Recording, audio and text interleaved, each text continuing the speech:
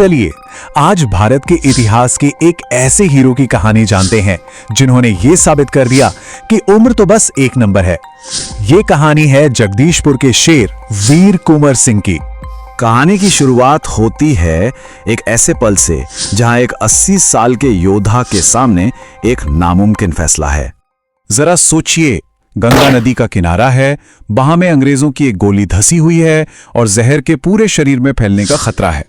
वक्त तेजी से निकल रहा है और अब जो फैसला लेना है वो जिंदगी और मौत का है। तो सवाल उठता है कि आखिर कौन थे ये महान योद्धा और क्या हुआ था जो उन्हें बलिदान के इस मोड़ पर ले आया। चलिए इस पूरी कहानी को शुरू से समझते हैं। तो चलिए कहानी को एकदम शुरुआत से जानते हैं और मिलते हैं बाबू वीर कुंवर सिंह से, वो महान विद्रोही जिनकी उम्र उस वक्त 80 साल थी। ये थे बाबू वीर कुंवर सिंह। इनका जन्म 1777 में बिहार के जगदीशपुर के एक शाही उज्जैनिया राजपूत परिवार में हुआ।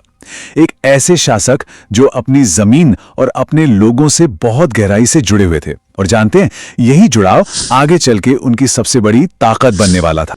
और जो बात उन्हें इतिहास में सबसे अलग खड़ा करती है वो है ये नंबर 80। जी हाँ, 80 साल की उम्र में उन्होंने 1857 के भारतीय विद्रोह में शामिल होने का फैसला किया था। ये वो उम्र होती है जब ज्यादातर लोग आराम करते हैं, पर उन्होंने क्रांति का रास्ता चुना। तो सवाल यह है कि ये शेर आखिर जंग के मैदान में उतरा कैसे। देखते हैं कि बिहार में बगावत की वो चिंगारी कैसे भड़की और कुंवर सिंह उसके केंद्र में कैसे आ गए। तारीख थी 25 जुलाई 1857। दानापुर रेजिमेंट के भारतीय सैनिकों ने अंग्रेजों के खिलाफ बगावत कर दी। अब उन्हें एक लीडर की जरूरत थी, कोई ऐसा जिस पर वो भरोसा कर सकें, जिसका सम्मान दुश्मन भी करते हों। और सबकी नजरें जाकर टिकी बाबू कुंवर सिंह पर। और कुंवर सिंह ने भी बिल्कुल निराश नहीं किया। उन्होंने फौरन कमान संभाली, दानापुर के सैनिकों को साथ लिया और महज 2 दिन में 27 जुलाई को आरा शहर पर कब्जा कर लिया। और इतना ही नहीं, वहां की जेल के ताले तोड़कर सभी कैदियों को आजाद भी करा दिया। ये एक जबरदस्त शुरुआत थी। पर कुंवर सिंह की लड़ाई सिर्फ बिहार तक ही नहीं रुकी। वो एक कमाल के सैन्य रणनीतिकार थे और उनकी सबसे बड़ी ताकत थी गुरिल्ला युद्ध की कला।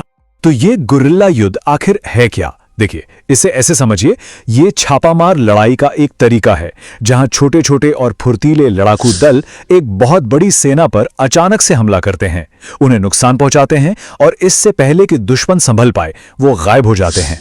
अंग्रेजों की विशाल सेना के खिलाफ कुंवर सिंह का यही सबसे बड़ा हथियार था। उनका अभियान बहुत तेजी से आगे बढ़ा।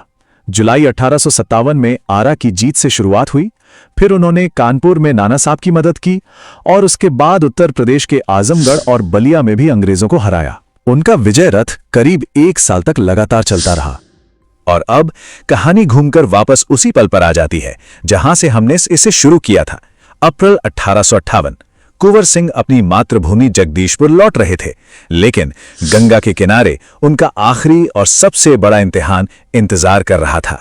जैसे ही वो अपनी सेना के साथ गंगा पार कर रहे थे, कैप्टन ली ग्रांट की ब्रिटिश सेना ने घात लगाकर हमला कर दिया। ये एक सोचा समझा हमला था उन्हें फंसाने के लिए। लड़ाई चल ही रही थी कि एक गोली सीधी उनकी बाईं कलाई में आ लगी और बस वही वो पल था जब वो नामुमकिन फैसला लेना था। यकीन करना भी मुश्किल है, लेकिन उन्होंने एक पल भी बर्बाद नहीं किया। जहर शरीर में फैले इससे पहले उन्होंने अपनी ही तलवार निकाली और अपना हाथ काटकर मां गंगा को सौंप दिया। साहस और बलिदान की ऐसी मिसाल शायद ही कहीं और मिले। लेकिन इस बेमिसाल कुर्बानी के बाद भी कहानी अभी खत्म नहीं हुई थी, बल्कि उनकी सबसे बड़ी जीत तो अभी बाकी थी। वो बुरी तरह जख्मी थे पर हिम्मत नहीं हारी। 23 अप्रैल 1858 को वो अपने घर अपने जगदीशपुर पहुंचे और वहां लहरा रहे अंग्रेजों की यूनियन जैक को उतार फेंका और फहरा दिया अपना परचम, अपनी जमीन पर अपनी जीत का परचम। तो चलिए कुछ जरूरी बातें फटाफट देख लेते हैं। उनका नेतृत्व क्षेत्र मुख्य रूप से बिहार का आरा और जगदीशपुर था। उन्होंने विलियम टेलर और कैप्टन ली ग्रांट जैसे बड़े अंग्रेज अधिकारियों का सामना किया और उनकी घर वापसी का दिन यानी 23 अप्रैल आज भी बिहार में विजय उत्सव के तौर पर मनाया जाता है। उनकी बहादुरी का आलम यह था कि उनके दुश्मन भी उनका लोहा मानते थे। एक ब्रिटिश इतिहासकार होम्स ने खुद लिखा कि उस बूढ़े राजपूत ने ब्रिटिश सत्ता के खिलाफ अद्भुत वीरता और आन बान के साथ लड़ाई लड़ी। अपनी धरती पर अपनी जीत का झंडा फहराने के महज 3 दिन बाद 26 अप्रैल 1858 को ये महान योद्धा अपने घावों की वजह से वीरगति को प्राप्त हुए। वो एक विजेता के तौर पर इस दुनिया से गए।